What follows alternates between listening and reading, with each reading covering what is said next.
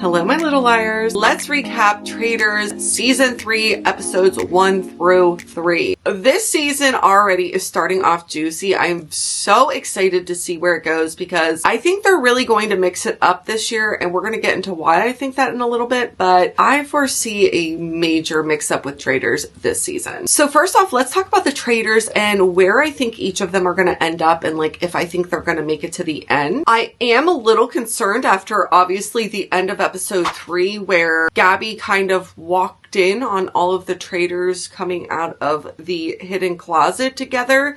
That's probably not great. The fact that they had them do that whole mission, the mission of having to meet with each other, come up with the list of 3, write it on the scroll, put the nail in the coffin. The fact that they did that so early in the season on episode 3 is really crazy to me because they could have just forfeited all of the traitors all at once. But I don't know if you guys noticed, but in the beginning of this season, they mentioned that there's a new rule regarding the traitors. I would not be totally shocked if all of the traitors that we currently have are gone before the end of the season and it's just a new group is placed or picked, if that makes sense.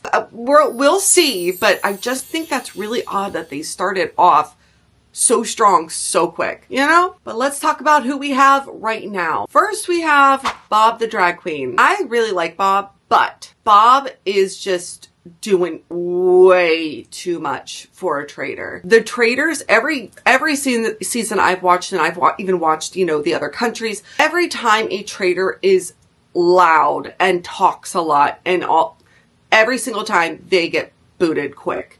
And I really do foresee that happening with Bob. I think he might be safe for an episode or 2, depending on how the whole closet thing went down. But if the closet thing was just editing, I do foresee him being gone pretty quickly because he's just too loud. He's too forceful. And I could see the other traitors going against him. Now for Carolyn, I actually, again, if the closet thing doesn't cut everything out, I could see her winning. I genuinely could because I think she is out there enough that no one really pays attention to when she's acting shady because her entire vibe gives a little bit of shady. You know what I mean? Like, I think she's out there enough that she could get away with it. And I think people really aren't focused on her. I think people feel bad for her. And if she's smart, she'll take advantage of that because if people are feeling bad for you, you can get away with a lot. So I really could see her actually making it to the end. Danielle, similar to Bob, I think is talking a lot. I do think she has some benefits of being a like survivor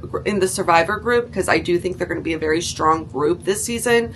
But I think she is just yapping it up a little too much. She's caught the eye of a lot of people. So I don't think that she's going to make it, but I think she might last a little bit longer than Bob per se. Now for Rob. At first I was like, Rob definitely has what it takes. I mean, he does have what it takes to be a great traitor and to win as a traitor. However, they kind of set him up dirty because by bringing in the 3 men, episode 2, I guess, by bringing them in separately, the group knows one of them is a traitor, right? So that kind of sets it up with no matter who was in that group, they're way more likely to get caught because it's one of 3. You know what I mean? Versus one of 20. I think that, so he kind of has that going against him. So as the game progresses, if he's still around, he's going to get voted out a lot quicker. The other thing that I think could get him voted out quicker is the fact that people do perceive him as a threat. You want to be perceived as not a threat, but you want people to respect you, but you don't want people necessarily to fear you because they will act out of fear and vote you off, you know? And on top of that, I think the whole Tony leaving and what Tony said as he was leaving is not helping either. He kind of planted a seed. Now for the faithfuls. I wanted to talk about some of the faithfuls, not all of them. I love our Bambi group. Love the 3 girls. Love them together. I love that they're sticking together. I don't know if they're going to last. I could see Nikki and Gabby lasting. Unfortunately for Chriselle, I think Chriselle's one of those girls that she is very much going to tell you what she thinks, as we've seen with like the Tom thing. But I could see that getting Chriselle in trouble and getting her kicked off, right? So I don't know why. I just got that vibe immediately from her. Like, I even thought she was going to be gone by episode 3, to be honest. So I was pretty shocked, and I mean, happy about it, but shocked. So I could see her getting taken out pretty quickly because she is vocal. Versus like Nikki, the guys would look at us as someone to keep around because she can help make them money, because she's so athletic. But I don't know. Gabby, I think, is low-key enough but smart enough to make it to the end. Tom Sandoval is 100% withdrawing on the show, in my opinion. He looks like he is an active withdrawal. If you know the signs, you probably have seen it too. We know that Tom is so erratic when we see him on social media and whatnot, that in my opinion, I do think he has a substance abuse issue. And I think he may have thought he'd be able to get a hold of it in Scotland. Or maybe he thought that the alcohol would kind of cover his but a lot of signs there, and I see them in Tom. Yeah, I just could see that being very interesting as the episodes go on, which it also is a health risk. So the fact that the show is letting that go on is kind of a little concerning, in my opinion. But do I think Tom's gonna make it to the end? No. I think Dylan messed up by being, I think Dylan is turning into the, what was the Bachelor from last season? He was the one, Chris? I can't remember his name.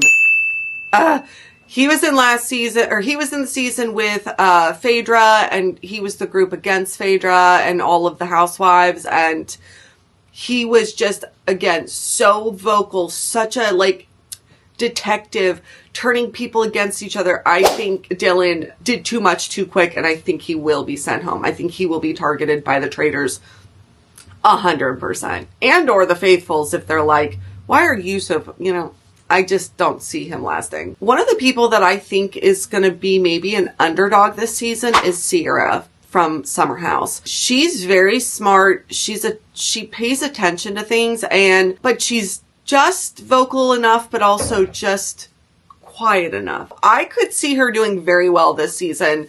I think she's in shape, so she can, help with the athletic missions. I could see her doing well this season if she plays her cards right. Overall, I'm really excited to see what's going to go down this season. Again, after episode 3 and that new rule they introduced, I'm very intrigued to see how that's going to go, because it would definitely be a huge mix up if all of the traitors were outed all at once. They don't have enough time to throw Gabby on that list and get her taken out before she tells other people what she saw. It's good to keep things fresh and new, so definitely excited to see how this season's gonna end, because woo! What do you guys think about season 3 thus far? Who do you think is going to make it to the finale? Do you think any of the traitors are? Do you think they're all gonna be tossed all at once? What do y'all think? Let me know in the comments, and see you soon for a recap of the next episodes. Bye.